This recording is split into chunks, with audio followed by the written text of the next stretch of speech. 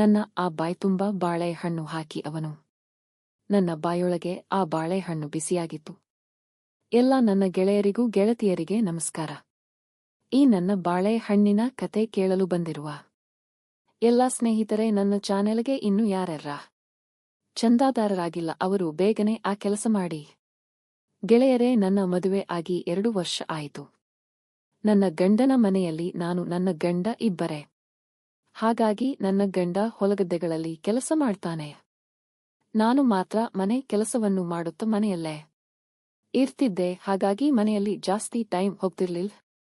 ಆವಾಗ ನಾನು ನನ್ನ ಗಂಡನ ಜೊತೆಗೆ ಕೆಲಸ ಮಾಡೋಕೆ ಹೊಲಗದ್ದೆಗಳಲ್ಲಿ ಹೋಗುತ್ತಿದ್ದೇನು. ನಮ್ಮ ಹೊಲಗಳಲ್ಲಿ ಜಾಸ್ತಿ ಕಬ್ಬ ಅರಿಸಿನ ಬೆಳಿತೀವಿ. ಅದಕ್ಕೆ ಹೊಲದಲ್ಲಿ ಸ್ವಲ್ಪ ಜಾಸ್ತಿನೇ ಕೆಲಸಗಳು ಇರ್ತಾವೆ. ಒಮ್ಮೆ ಹೊಲದಲ್ಲೆಲ್ಲ ತೊಗರಿ ಬೆಳೆಯನ್ನು ಬೆಳೆದಿದ್ವಿ. ಅದಕ್ಕೆಲ್ಲ ಗೊಬ್ಬರ ಔಷಧಗಳು ಹೊಡೆದು ಬೆಳೆ ತುಂಬಾ ಚೆನ್ನಾಗಿ ಬೆಳೆದಿತ್ತು. ಮುಂದೊಂದು ದಿನ ಆ ತೊಗರಿ ಕೊಯ್ಯಲು ಬಂದಿತ್ತು.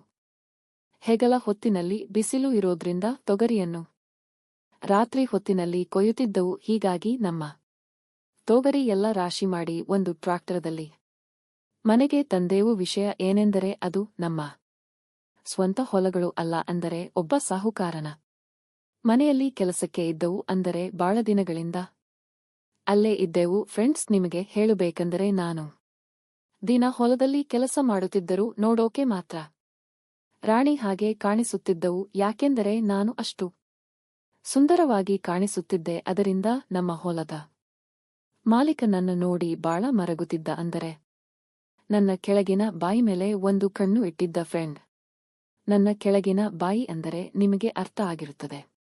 ಆದರೆ ನಾನು ಮಾತ್ರ ಯಾವುದಕ್ಕೂ ಯೋಚನೆ ಮಾಡಿಲ್ಲ. ಒಂದು ದಿನ ನನ್ನ ಗಂಡ ನಮ್ಮ ಊರಿಗೆ ಹೋಗಿದ್ದರು.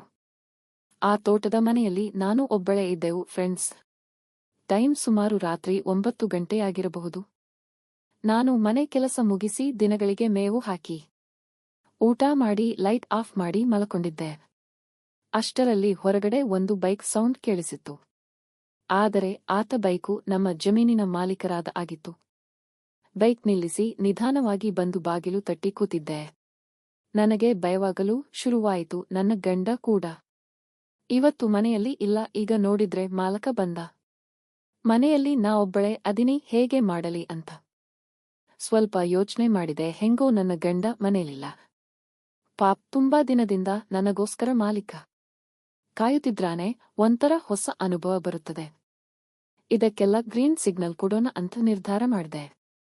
ಹೋಗಿ ಬಾಗಿಲ ಚಿಲಕವನ್ನು ಓಪನ ಮಾಡಿದಾಗ ನಮ್ಮ ಜಮೀನಿನ ಮಾಲೀಕರಿದ್ದರು. ಆಗ ನಾನು ಒಳಗಡೆ ಬನ್ನಿ ಸಾವಕರ್ರೇ ಅಂತ ಕರೆದೆನು. ಅಷ್ಟ ಮಾತಿಗೆ ಅವರು ಬಂದ್ರು. ಯಾಕೆ ಒಬ್ಬಳೇ ಇದೆಯಾ, ನಿನ್ನ ಗಂಡ ಇಲ್ವಾ ಅಂತ ಕೇಳಿದ್ರು.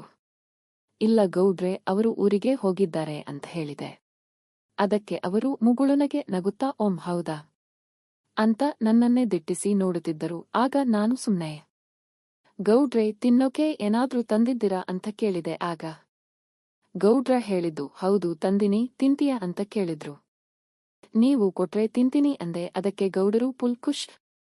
ಸರಿ ಆಯ್ತು, ನೀನು ಕಣ್ಣು ಮುಚ್ಚು, ನಾನು ನಿನ್ನ ಬಾಯೊಳಗೆ ಹಾಕ್ತೀನಿ ಅಂದರು. ಅದಕ್ಕೆ ನಾನು ಸರಿ ಗೌಡ್ರೆ ಹಾಕಿ ಅಂತ ಸೋಫಾ ಮೇಲೆ ಕೂತಿದ್ದೆ. ಅಷ್ಟರಲ್ಲಿ ಅವರ ಬಾಳೆಹಣ್ಣು ನನ್ನ ಬಾಯೊಳಗೆ ಹಾಕಿದರು. ಆದರೆ ಬಾಳೆಹಣ್ಣಿನ ಹಾಗೆ ಇರಲಿಲ್ಲ. ಆಗ ನಾನು ಗೌಡ್ರೆ ಏನಿದು ಅಂತ ಕೇಳಿದೆ. ಆಗ ಇದು ಬಾಳೆಹಣ್ಣು ಇದೆ, ಆದರೆ ಕಚ್ಚಿ ತಿನ್ನಬಾರದು, ಇದನ್ನು ಐಸ್ ತರ ಚೀಪಬೇಕು ಅಂದರು. ಆ ಕತ್ತಲಿನಲ್ಲಿ ನನಗೂ ಗೊತ್ತಾಗಲಿಲ್ಲ. ಆ ಬಾಳೆಹಣ್ಣನ್ನು ಜೋರಾಗಿ ಚೀಪುತ್ತಿದ್ದೆ. ಅಷ್ಟರಲ್ಲಿ ಆ ಬಾಳೆಹಣ್ಣಿನಿಂದ ಏನೋ ಜೆಲ್ ತರ ಬಂದು ಆದರೂ ಸ್ವಲ್ಪ ಸಪ್ಪಗೆ ಇದ್ದರೂ ರುಚಿಯಾಗಿತ್ತು. ಆಮೇಲೆ ಗೌಡ್ರು ನನ್ನ ಮೇಲಿನ ಬಾಯಿಯಿಂದ ಅವರ ಬಾಳೆಹಣ್ಣು ತೆಗೆದರು.